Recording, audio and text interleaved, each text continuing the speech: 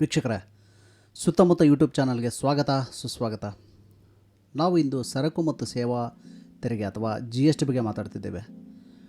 ಬಹು ತೆರಿಗೆಗಳನ್ನು ಏಕೀಕರಿಸುವ ಮೂಲಕ ಪರೋಕ್ಷ ತೆರಿಗೆ ವ್ಯವಸ್ಥೆಯನ್ನು ಸರಳೀಕರಿಸಿದ ಮತ್ತು ಭಾರತದ ಲ್ಯಾಂಡ್ಮಾರ್ಕ್ ತೆರಿಗೆ ಸುಧಾರಣೆ ಅಂತಲೇ ಕರೆಸ್ಕೊಳ್ಳುವ ಒಂದು ತೆರಿಗೆ ಸುಧಾರಣೆ ಅಂದರೆ ಅದು GST.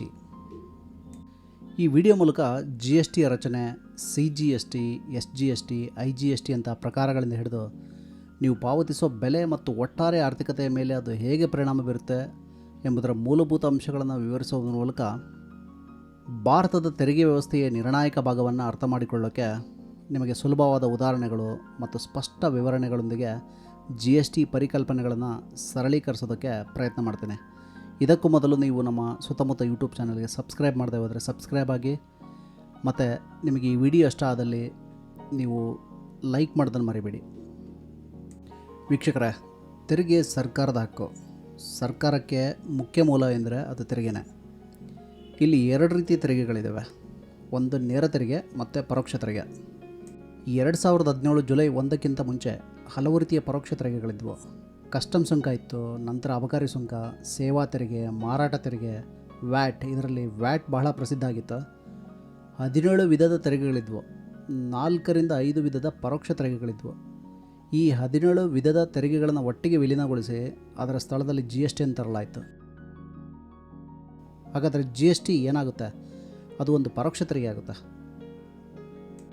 ಕೇಂದ್ರ ಸರ್ಕಾರ ಮೊದಲನೇದಾಗಿ ವೈಯಕ್ತಿಕ ಆದಾಯ ತೆರಿಗೆ ಮತ್ತು ಕಾರ್ಪೊರೇಟ್ ತೆರಿಗೆ ಅಂತ ನೇರ ತೆರಿಗೆಗಳನ್ನು, ಎರಡನೇದಾಗಿ ಪರೋಕ್ಷ ತೆರಿಗೆಗಳನ್ನು ವಿಧಿಸುತ್ತೆ. ವೈಯಕ್ತಿಕ ಆದಾಯ ತೆರಿಗೆ ಅಂತಂದರೆ ಸರ್ಕಾರವು ವೈಯಕ್ತಿಕ ಆದಾಯದ ಮೇಲೆ ವಿಧಿಸುವ ತೆರಿಗೆ.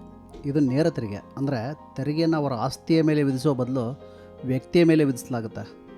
ಒಬ್ಬ ವ್ಯಕ್ತಿಯು ಪಾವತಿಸುವ ವೈಯಕ್ತಿಕ ಆದಾಯ ತೆರಿಗೆ ಮೊತ್ತ ಅವರ ತೆರಿಗೆಗಳು ಪಡುವ ಆದಾಯವನ್ನು ಅವಲಂಬಿಸಿರುತ್ತೆ. ಕಂಪನಿಗಳು ಗಳಿಸೋ ಆದಾಯದ ಮೇಲೆ ಕಾರ್ಪೊರೇಟ್ ತೆರಿಗೆಯನ್ನು ವಿಧಿಸಲಾಗುತ್ತೆ.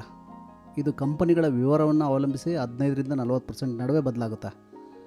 ಕಾರ್ಪೊರೇಟ್ ತೆರಿಗೆಗಳನ್ನು ನಿರ್ದಿಷ್ಟವಾಗಿ ದೇಶೀಯ ಮತ್ತು ಬಹುರಾಷ್ಟ್ರೀಯ ಕಂಪನಿಗಳು ಸೇರಿದಂತೆ ವ್ಯವಹಾರ ಘಟಕಗಳ ಮೇಲೆ ವಿಧಿಸಲಾಗುತ್ತೆ.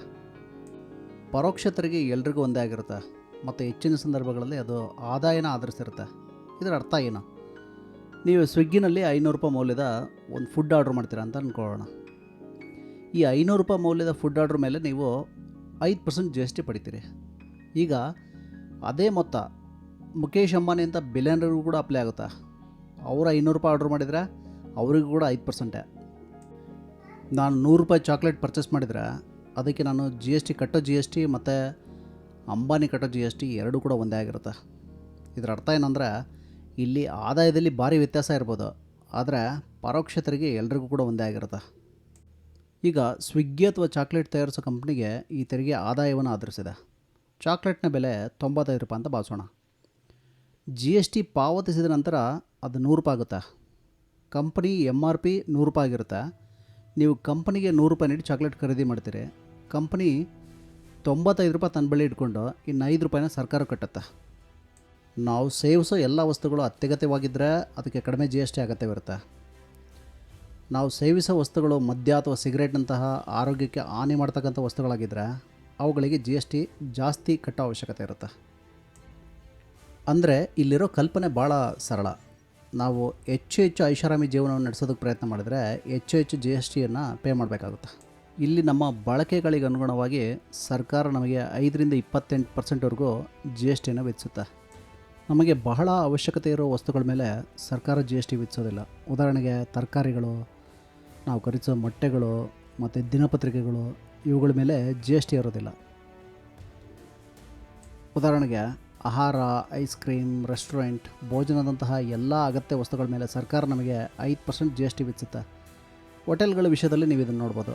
ಉದಾಹರಣೆಗೆ ನೀವು ಓಯೋದಲ್ಲಿ ಒಂದು ದಿವಸ ಸ್ಟೇ ಮಾಡ್ತೀನಿ ಅಂದರೆ ನಿಮಗೆ ₹7,500 ಬಾಡಿಗೆ ಅಂತ ಅಂದ್ಕೊಂಡ್ರೆ ಅದಕ್ಕೆ 12% GST ಕಟ್ತೀವಿ. ಆದರೆ ನಾವು ಒಬೇರಾಯ್ ಅಂತ ಸ್ಟಾರ್ ಹೋಟೆಲ್ ಸ್ಟೇ ಮಾಡಬೇಕಾದ್ರೆ ಒಂದು ದಿವಸಕ್ಕೆ ನಾವು ₹80,000 ಬಾಡಿಗೆ ಕಟ್ಟಬೇಕಾಗುತ್ತೆ. ಅದಕ್ಕೆ GST 28% ಕಟ್ಟಲಿಕ್ಕೆ ಅವಶ್ಯಕತೆ ಬರುತ್ತೆ. ಕಾರ್ಗಳ ವಿಚಾರದಲ್ಲೂ ಅಷ್ಟೇ. ನಮ್ಮ ಬಳಿ ಸಣ್ಣ ಕಾರ್ ಇದ್ದರೆ ನಾವು ಕಡಿಮೆ GST ಕಟ್ತೀವಿ. ಅದೇ BMW ಅಥವಾ ಬೆಂಜ್ ಅಂತ ದೊಡ್ಡ ಕಾರ್ ಇಟ್ಕೊಂಡಿದ್ರೆ ನಾವು ಭಾಳಷ್ಟು GST ಕಟ್ಟಲಿಕ್ಕೆ ಅವಶ್ಯಕತೆ ಬರುತ್ತೆ. ಅಷ್ಟೇ ಅಲ್ಲ, ಅದಕ್ಕೆ ಸೆಸ್ ಕಟ್ಟಬೇಕಾಗುತ್ತೆ. ಹಾಗಾದರೆ ಸೆಸ್ ಅಂದರೆ ಏನು ಅಂತ ನೋಡೋಣ.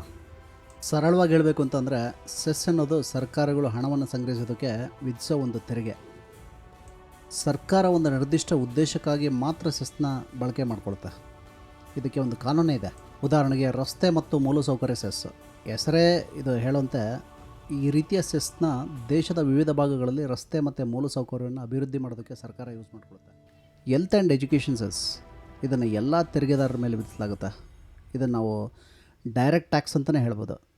ಇದೇ ರೀತಿಯಾಗಿ ಕೃಷಿ ಕಲ್ಯಾಣ ಸೆಸ್, ಸ್ವಚ್ಛ ಭಾರತ್ ಸೆಸ್, ಈ ಎಲ್ಲ ಸೆಸ್ಗಳನ್ನ ನಾವು ನೋಡ್ಬೋದು. ಇವು ನಿರ್ದಿಷ್ಟ ಯೋಜನೆಗಳಿಗೆ ಇವುಗಳನ್ನ ಬಳಕೆ ಮಾಡಿಕೊಳ್ಳಲಾಗುತ್ತೆ. ವೀಕ್ಷಕರೇ, ಸೆಸ್ ಮತ್ತು ಸರ್ಚಾರ್ಜ್ಗಳು ಸರ್ಕಾರವು ನಾಗರಿಕರಿಂದ ಆದಾಯವನ್ನು ಸಂಗ್ರಹ ಮಾಡೋದಕ್ಕೆ ಮತ್ತು ಆಡಳಿತವನ್ನು ನಡೆಸೋದಕ್ಕೆ ವಿಧಿಸೋ ಒಂದು ರೀತಿಯ ತೆರಿಗೆ ಆಗಿದ್ದಾವೆ. ಹಲವರು ಈ ಎರಡಕ್ಕೂ ಒಂದೇ ಅರ್ಥ ಇದೆ ಅಂತ ಭಾವಿಸಿದ್ರು ಕೂಡ ಅದು ಸುಳ್ಳು. ಸರ್ಚಾರ್ಜ್ ಮತ್ತು ಸೆಸ್ ನಡುವೆ ಅದರ ರಚನೆ ಮತ್ತು ಕಾರ್ಯನಿರ್ವಹಣೆಯಲ್ಲಿ ಸ್ವಲ್ಪ ವ್ಯತ್ಯಾಸ ಇದೆ.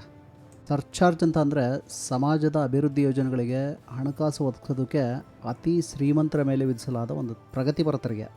ನಿರ್ದಿಷ್ಟ ಆದಾಯಕ್ಕಿಂತ ಹೆಚ್ಚಿನ ಆದಾಯ ಗಳಿಸೋ ತೆರಿಗೆದಾರರ ಮೇಲೆ ಇದನ್ನು ವಿಧಿಸಲಾಗುತ್ತೆ. ಸೆಸ್ಗಿಂತ ಇದು ಭಿನ್ನವಾಗಿದೆ. ಇದು ಎಲ್ಲ ತೆರಿಗೆದಾರರಿಗೆ ಅನ್ವಯಿಸೋದಿಲ್ಲ. ಸರ್ಚಾರ್ಜ್ನಿಂದ ಬರೋ ಆದಾಯದ ಮೇಲೆ ಸರ್ಕಾರಕ್ಕೆ ಯಾವುದೇ ನಿರ್ಬಂಧಗಳಿರೋದಿಲ್ಲ.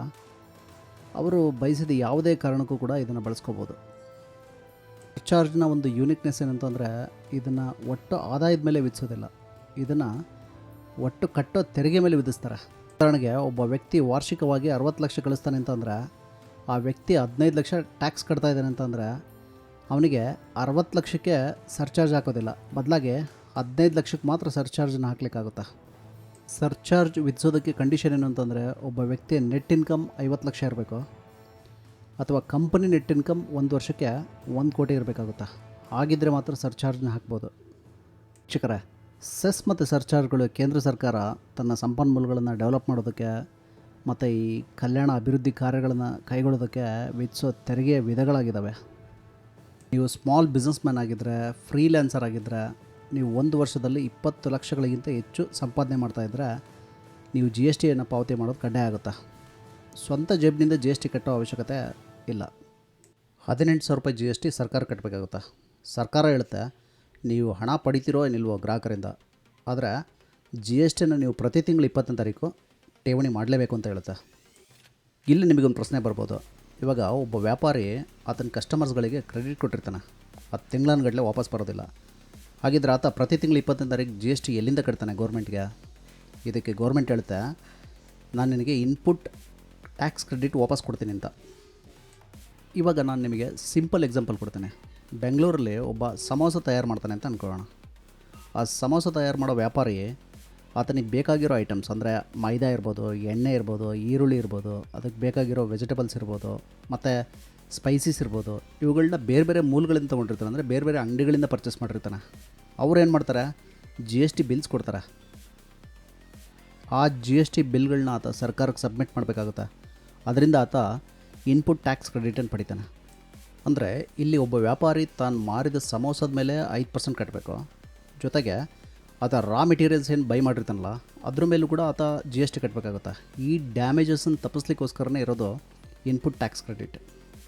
ಜುಲೈ 1, 2017ಕ್ಕಿಂತ ಮೊದಲು, ಅಂದರೆ GST ಜಾರಿ ಬರೋಕ್ಕಿಂತ ಮೊದಲು ಸರಕು ಮತ್ತು ಸೇವಾ ತೆರಿಗೆಯನ್ನು ಭಾರತದಲ್ಲಿ ನಮ್ಮ ಸರ್ಕಾರಗಳು ಅವ್ರದ್ದೇ ಒಂದು ಮಾದರಿಯಲ್ಲಿ ಅವರು ಪರಿಚಯ ಮಾಡ್ಕೊಂಡಿದ್ರು. ದೇಶದಲ್ಲಿ ಹಿಂದೆ ಚಾಲ್ತಿದ್ದಂಥ ಹಲವಾರು ತೆರಿಗೆಗಳನ್ನು GST ಒಳಗೊಂಡಿತ್ತು.